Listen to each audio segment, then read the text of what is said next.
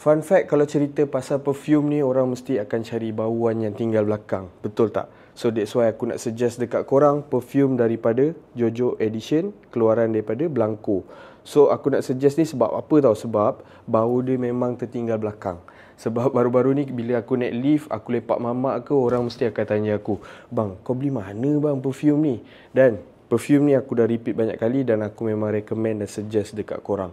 Bauan dia aku boleh cakap bila kau sembuh tu, mula-mula dia akan ada bau-bau citrus sikit. Lepas tu lama-lama dia akan tinggalkan bau woody and then kepada fresh. Dan aku boleh cakap perfume ni certified as masculine. So kepada lelaki-lelaki kat luar sana nak rasa macam mewah-mewah sikit dengan harga yang macam ni, kau dapatkan Jojo Edition daripada Blanco ni. Harga pun boleh tahan murah dan ketahanan bau dia boleh pergi hingga ke 7 ke 8 jam. Sesuai untuk indoor, sesuai untuk outdoor. Mana kau nak dapatkan, aku akan share link dekat bawah ni.